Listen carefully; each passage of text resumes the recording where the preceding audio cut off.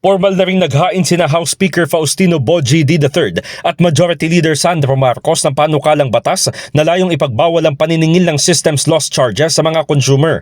Batay sa House Bill 10430, bubuwagin ng systems loss bilang hiwalay na component ng electricity bills.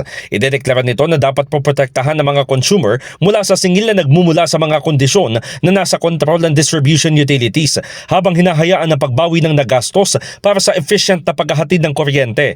Kapag naisabatas, hindi napapasanin ng customers ang mga nawawalang kita dulot ng pagnanakaw ng kuryente, mahinang collection system, palpak na maintenance, inefficient operations o kapabayaan ng distribution utilities.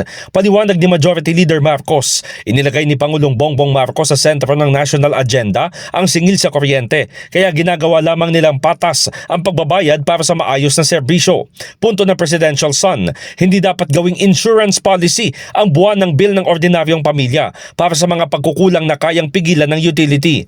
Nakasaad sa panukala ni D at Marcos na hindi maaaring bawiin ng distribution utilities ang hindi pinapayagang system losses sa pamamagitan ng wheeling charges, supply charges, metering charges, universal charges, subsidies at iba pang items na lumalabas sa monthly bill.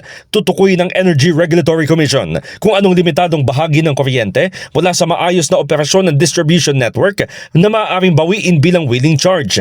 Bukod dito, bawal bawiin ang losses sa depektibong metro, deficiency sa billing and collection, kakulangan sa maintenance, palpak na operasyon at kapabayaan. Samantala, bubuo ang regulator ng minimum efficiency standards para sa distribution utilities kabilang ang benchmarks para sa bilang ng service interruption at collection performance. In the heart of changing lives, ako si Brigada Haji Caaminio ng 105.1 Brigada News FM Manila, The Music and News Authority.